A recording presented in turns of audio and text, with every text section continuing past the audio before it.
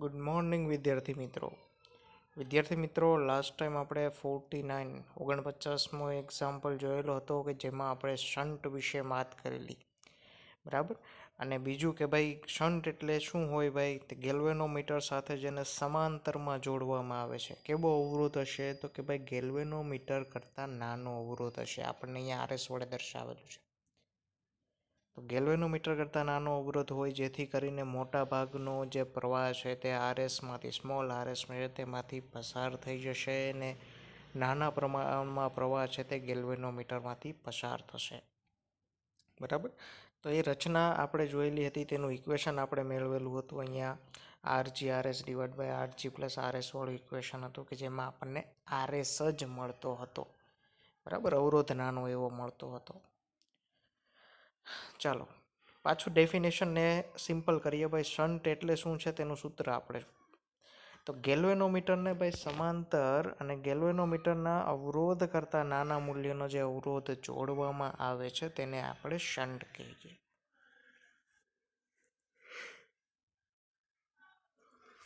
તો કોને કહેવાશે શન્ટ? ભાઈ ગેલ્વેનોમીટરને સમાંતર જોડવામાં આવતું હોય અને ગેલ્વેનોમીટર છે એના અવરોધ કરતાં નાના મૂલ્યનો અવરોધ હોય.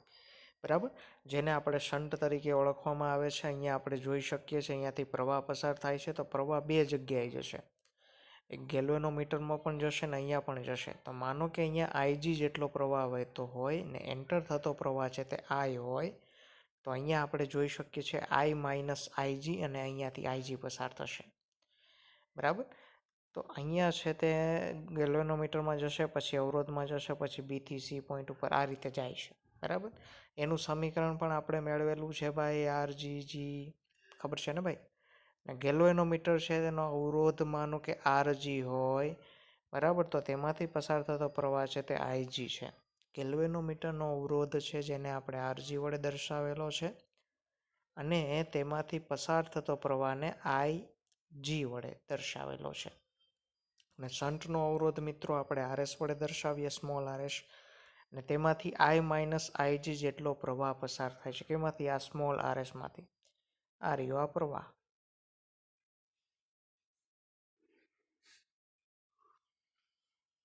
બરાબર, તો અહીંયા આપણે જો ક્લોઝ લૂપ લીધેલું છે, કયું ક્લોઝ લૂપ લીધું છે? એ બી સી ડી એ. એમાં આપણે ક્રિચોફનો નિયમ લગાવ્યો. એ બી સી ડી એ આ ડાયરેક્શન છે. તો જો આપણને ખબર છે ભાઈ સમાન દિશામાં જો જતું હોય તો એ માઇનસ આવી જાય. બરાબર, તો સમાન ડાયરેક્શનમાં જતું હોય તો માઇનસ આવી જશે, માઇનસ આઈજી ઇન્ટુ આરજી. આ પ્રવાહ, આ અવરોધ છે તે ગેલ્વેનોમીટરનો અવરોધ છે એવું સમજી લો. બરાબર, અને આ ડાયરેક્શનમાં આવશે એટલે આ વિરુદ્ધ દિશામાં, એટલે પ્લસ આરએસ અવરોધ ઇન્ટુ પ્રવાહ. તો આરએસ ઇન્ટુ આઈ માઇનસ આઈજી બરાબર 0 આપણે લખી શકીએ. આ માઇનસ છે તે આ બાજુ ચાલ્યો જાય તો પ્લસ થઈ જશે. તો આરએસની કિંમત કેટલી મળશે આપણને? RG IG divide by I minus IG જેટલી મળી જાય છે. બરાબર, આઈ છે તે એ મીટરનો પ્રવાહ ક્ષમતા બતાવે છે, આઈજી છે તે ગેલ્વેનોમીટરની પ્રવાહ ક્ષમતા દર્શાવે છે. ઓકે, તો આરએસનું ઇક્વેશન આપણે મળી જાય છે એકદમ સિમ્પલી રીતે, આરજી આઈજી છેદમાં આઈ માઇનસ આઈજી. ઓકે, ચાલો નેક્સ્ટ.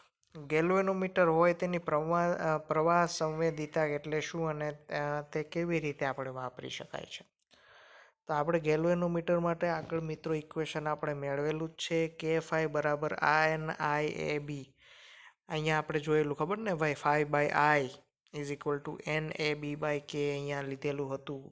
તો ફાઈ બાય આઈ જે છે તેને ગેલ્વેનોમીટરની પ્રવાહ સંવેદિતા કહેવાય. બરાબર, એટલે કે એકમ પ્રવાહ દીઠ મળતું આવર્તન.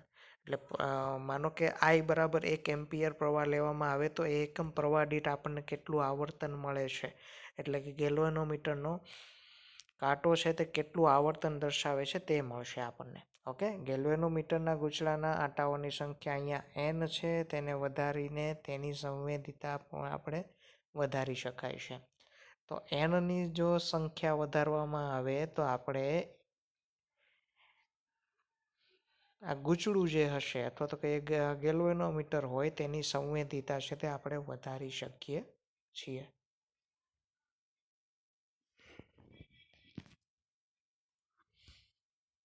ચાલો નેક્સ્ટ પાછું શન્ટ આવ્યું છે, તેને ઉપયોગિતા.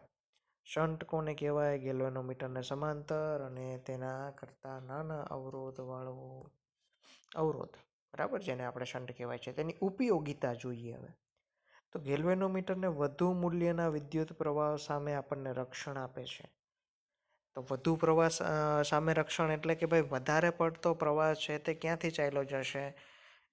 તો કે શન્ટમાંથી. તો શન્ટમાંથી ચાલ્યો જાય તો ગેલ્વેનોમીટરને કોઈ ઇફેક્ટ પડશે નહીં, બરાબર. જો વધારે પડતી પ્રવાહ છે તે ગેલ્વેનોમીટરમાંથી પાસ થાય તો એનો ગેરફાયદો એટલે ગેરલાભ શું થશે? તો કે ભાઈ ગેલ્વેનોમીટરનો જે તાર હશે તેમાં શું થશે ભાઈ? હીટ પ્રોડ્યુસ થશે, બરાબર. ઉષ્મા ઉત્પન્ન થશે અને ઉષ્માને કારણે તે તાર છે તે બળવાની સંભાવના છે અને ગેલ્વેનોમીટર શોર્ટ થઈ જાય, બરાબર. પછી ગેલ્વેનોમીટરમાંથી એ મીટર બનાવવા માટે ઉપયોગી છે. જેમ કે આપણે જોયું ભાઈ શન્ટ યુઝ કરવામાં આવે તો એમાંથી પ્રવાહ છે તે આપણે મેઝર કરી શકીએ છીએ, બરાબર. અને શન્ટનું મૂલ્ય ઘટાડીને એ મીટરની રેન્જ પણ વધારી શકાય છે, બરાબર. શન્ટનું મૂલ્ય જેમ આપણે ઘટાડતા જઈએ તેમ એ મીટરની રેન્જ શું થતી જાય ભાઈ? વધતી જાય છે. ચાલો નેક્સ્ટ જોઈએ ભાઈ ગેલ્વેનોમીટર છે તેનો વોલ્ટમીટર તરીકે ઉપયોગ કઈ રીતે કરી શકીએ? તો મિત્રો ગેલ્વેનોમીટર છે તેનો ઉપયોગ આપણે પરિપથમાં આપેલ ઘટકોના બે છેડાઓ હોય એની વચ્ચેનો વોલ્ટેજ માપવા માટે પણ થઈ શકે છે. તો એના માટે જો આ જે જી આપેલું છે ગેલ્વેનોમીટર છે અને આરજી છે તેનો અવરોધ છે, બરાબર. એટલે બંને વસ્તુ આપેલી છે. તો એના માટે આપણે શું કરવામાં આવે છે કે એક અવરોધને આપણે ગેલ્વેનોમીટર સાથે શ્રેણીમાં જોડવામાં આવે છે. તો આ માટે તેને પરિપથના એ ઘટકને કેમાં જોડવાનું છે ભાઈ? અહીંયા સમાંતર લખેલું છે, સોરી અહીંયા શ્રેણીમાં આવશે. શું આવશે ભાઈ? શ્રેણી. વોલ્ટમીટરમાં કન્વર્ટ કરવા માટે અહીંયા શ્રેણીમાં જોડવામાં આવે છે. સમાંતર આપણે લાસ્ટ ટાઈમ જોડેલું ને. આ ઉપરાંત તેમાંથી ખૂબ જ ઓછો પ્રવાહ પસાર થતો હોવો જોઈએ, નહીતર જો મોટો પ્રવાહ પસાર થતો હોય તો શું થાય? બે છેડા વચ્ચેનો પીડી છે એટલે પોટેન્શિયલ ડિફરન્સ, બરાબર. પોટેન્શિયલ ડિફરન્સ, વિદ્યુત સ્થિતિમાન એ મૂળ મૂલ્ય કરતાં કેવું થઈ જાય? બદલાઈ જાય છે. એટલા માટે એમાંથી પ્રવાહ જે પસાર થાય છે તેનું મૂલ્ય કેવું હોવું જોઈએ? ઓછું હોવું જોઈએ.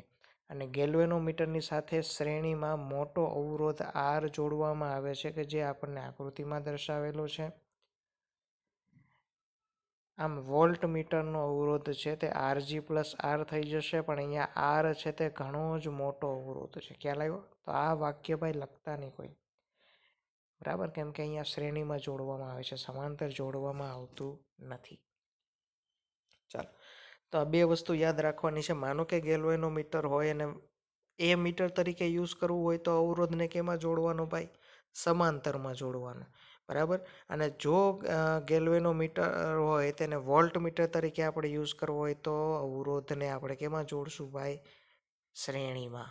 ઓકે, ચાલો. તો વોલ્ટમીટરની સંવેદિતા એટલે શું ને તેનું સમીકરણ તો આપણે હમણાં આગળ જ જોયું ભાઈ. 5/I = NAB/K નું સમીકરણ હતું, જેમાં 5 = NAB/K અને I છે તે આ બાજુ ગુણાઈ જશે. હવે બંને બાજુ જો V વડે ભાંગવામાં આવે તો 5/V બરાબર NAB/K અને I/V આવી જશે અને I/V બરાબર I/R તરીકે મિત્રો આપણે લખી શકીએ, બરાબર.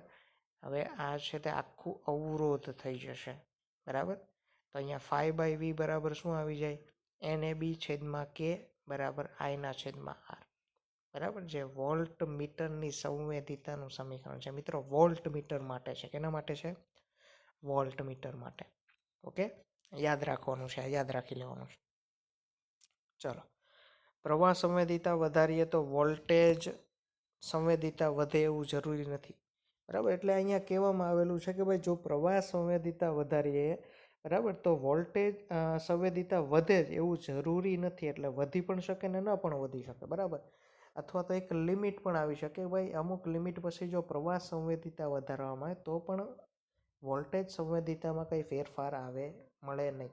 તો એ માટે એ મીટરનો ભાઈ પ્રવાહ સંવેદિતા છે તે આપણને ખબર છે 5/I ઇઝ ઇક્વલ ટુ એને બી બાય કે વડે દર્શાવવામાં આવે છે. જો n બરાબર 2n એટલે કે આટાની સંખ્યા જો બમણી લેવામાં આવે તો 2π/I થઈ જશે. બરાબર, તો પ્રવાહ સંવેદિતા પણ વધી જશે. આથી ગેલ્વેનોમીટરનો અવરોધ પણ કેવો થઈ જાય મિત્રો? બમણો થઈ જાય. અવરોધ બમણો થઈ જશે ને, કારણ કે આટાઓની સંખ્યા વધી ગઈ, બમણી થઈ ગઈ. બરાબર, જો આટાઓની સંખ્યા બમણી થઈ ગઈ અને લંબાઈ કરતાં બમણી કરીએ તો R proportional to L પ્રમાણે પણ અવરોધ કેવો થશે મિત્રો? બમણો થઈ જશે. તો વોલ્ટેજ સંવેદિતા જોઈએ તો એમાં 5/V છે આપણી પાસે, NAB ડિવાઈડ બાય KI/V. બરાબર, હવે એનની જગ્યાએ આપણે શું લઈ લેવાનું? 2n. અને આરની જગ્યાએ શું લઈ લેવાનું? 2r. કેમ કે અવરોધ પણ વધે છે ને, એન પણ બમણો થઈ ગયો અને અવરોધ પણ બમણો થઈ ગયો. તો અહીંયા આપણે જોઈ શકીએ છીએ, અહીંયા એનની જગ્યાએ 2n લઈએ, આરની જગ્યાએ 2r લઈએ તો 2 કેન્સલ થઈ જશે. તો આપણું વધશે તો NAB છેદમાં K અને આઈના છેદમાં આર ને, તો એ તો સેમ જ વધવાનું છે. બરાબર, તો વોલ્ટેજ સંવેદિતા છે તો એ બદલાતી નથી. એટલે જો આટાઓની સંખ્યા આપણે બમણી કરી દઈએ તો વોલ્ટેજ, પ્રવાહ સંવેદિતા છે તે બમણી થઈ જાય છે, પણ વોલ્ટેજ સંવેદિતા છે તે બદલાતી નથી. બરાબર, તો વોલ્ટેજ સંવેદિતા વધે તેવું જરૂરી નથી, તે અહીંયાથી આપણને ખબર પડી જાય છે. ચાલો, એ મીટર ને વોલ્ટ મીટર વચ્ચે આપણે જોઈએ તો પરિપથમાં વહેતો પ્રવાહ માપે છે મીટર. અહીંયા પોટેન્શિયલ ડિફરન્સ એટલે કે વિદ્યુત સ્થિતિમાન માપવામાં આવે છે. પ્રવાહ માપવા માટે એ મીટરને ઘટકની સાથે કેમાં જોડવામાં આવે મિત્રો? મિત્રો યાદ રાખજો, આ પ્રવાહ માપવા માટે એ મીટર છે, એ મીટરને જોડવાનું છે. અહીંયા ગેલ્વેનોમીટર વાળું નથી. બરાબર, એટલે એ મીટરને કેમાં જોડવામાં આવે? શ્રેણીમાં જોડવામાં આવે છે. જ્યારે પોટેન્શિયલ ડિફરન્સ માપવા માટે વોલ્ટમીટરને સમાંતરમાં જોડવામાં આવે છે, કે જે બંને પોઈન્ટ વચ્ચે આપણે વિદ્યુત સ્થિતિમાન માપવો હોય તેમના સમાંતરમાં જોડવામાં આવે છે. એ મીટર છે એનો અવરોધ છે તે ઘણો જ ઓછો હોય છે. બરાબર, અને આદર્શ એમ્પિયરનો અવરોધ છે તે કેવો હશે મિત્રો? 0 હશે. એ મીટર હોય એનો અવરોધ કેવો હોય? ઘણો ઓછો હોય. અને આદર્શ એ મીટર હોય, બરાબર, આમ તો હકીકતમાં ન હોય, આદર્શ એ મીટર હોય એનો અવરોધ કેવો હશે? 0. પણ વોલ્ટ મીટરનો અવરોધ કેવો હોય મિત્રો? ઘણો જ વધારે હોય છે ને આદર્શ વોલ્ટ મીટરનો અવરોધ અનંત હોય છે. તો આમ આદર્શ વોલ્ટ મીટર પણ ના હોઈ શકે, કેમ કે અનંત અવરોધ હોય તો પ્રવાહ જ પસાર થઈ ના શકે.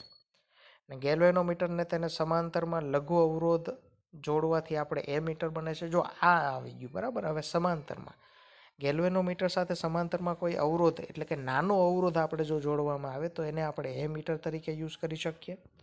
અને ગેલ્વેનોમીટર સાથે શ્રેણીમાં ગુરુ અવરોધ એટલે કે મોટો અવરોધ એને જોડવામાં આવે તો આપણે વોલ્ટ મીટર બનાવી શકીએ. ઓકે, ચાલો નેક્સ્ટ. વિદ્યુત પ્રવાહ માપકનો અવરોધ સાથી શક્ય એટલો ઓછો હોવો જોઈએ. કેમ કે અહીંયા જો હું કહેવામાં આવેલું છે વિદ્યુત પ્રવાહ માપક એટલે કે એ મીટર છે એનો અવરોધ શા માટે શક્ય એવો ઓછો હોવો જોઈએ? તો અહીંયા આપણે જોઈ શકીએ છીએ કે અહીંયા એને શ્રેણીમાં જોડેલું છે. કેમાં જોડવામાં? જો પરિપથમાં વિદ્યુત પ્રવાહને માપવા માટે એ મીટર ઘટક છે એની સાથે શ્રેણીમાં જોડવામાં આવે છે. તો શ્રેણીમાં જોડવામાં આવે છે એનો મતલબ કે અવરોધનો શું થશે? ડાયરેક્ટ સરવાળો થશે. તો અવરોધનો ડાયરેક્ટ સરવાળો થાય તો અવરોધ આપણને ખબર I is equal two V/R. આ તો સિમ્પલી આપણે જોઈએ પહેલાં, I is equal two V/R. તો નીચે અવરોધ વધી જાય તો પ્રવાહ ઘટી જશે. બરાબર, એટલા માટે નાનો રાખવામાં આવે. જો હવે આમાં જોઈએ ડિટેલમાં. જો એ મીટરનો અવરોધ R1 હોય ને પરિપથનો અવરોધ R હોય તો એ મીટરના જોડ્યા બાદ પરિપથનો કુલ અવરોધ R+R1 થઈ જાય છે. બરાબર, તો પરિપથમાંથી વહેતો પ્રવાહ I is equal two V/R આપણને ખબર છે, પણ અવરોધ જો અહીંયા R+R1 થશે તો ખરેખર સાચો પ્રવાહ આપણને ન હોય પણ ઘટેલો પ્રવાહ મળે છે. તો આજે એ મીટર દ્વારા આપણે જે માપન કરીએ તેમાં સાચો પ્રવાહ નહીં મળે. કેવો મળશે? ઘટેલો પ્રવાહ મળશે. ને ઉપરાંત એ મીટર બનાવવા માટે જોડેલો શન્ટ છે તે લઘુ અવરોધનો હોવાથી તેમાંથી મોટા પ્રમાણમાં પ્રવાહ પસાર થઈ જતો હોય, તેથી તારના ગૂંચળાને શું થાય ભાઈ? રક્ષણ મળે છે. એટલે ગેલ્વેનોમીટરનું તારનું જે ગૂંચળું હશે તેને શું મળશે? રક્ષણ મળશે. ખ્યાલ આવ્યો ભાઈ? બરાબર, ચાલો બાકીના આના ઉપર, આના બેઝ ઉપર જ છે ક્વેશ્ચન. ચાલો, મને લાગે છે ત્યાં સુધી ચેપ્ટર અહીંયા આપણો છેલ્લો ટોપિક હતો. છે કમ્પ્લીટ થયો છે, બરાબર છે. ચાલો, તો બાકીના બધા ક્વેશ્ચનો છે તે તમારે જાતે ટ્રાય કરવાની છે. ઓકે, આમ તો એના બેઝ ઉપર જ છે. ચાલો, તો આ સાથે મિત્રો આપણું અહીંયા લેક્ચર કમ્પ્લીટ કરીએ છીએ. ભાઈ નેક્સ્ટ લેક્ચરમાં આપણે એક્ઝામ્પલથી શરૂઆત કરીશું, બરાબર. એમાં પણ જે એક્ઝામ્પલો સિલેબસમાં છે તેના વિશે આપણે માહિતી મેળવશું. ચાલો, આ સાથે આપણું લેક્ચર કમ્પ્લીટ કરીએ. નેક્સ્ટ લેક્ચરમાં ફરી મળીશું. Thank you.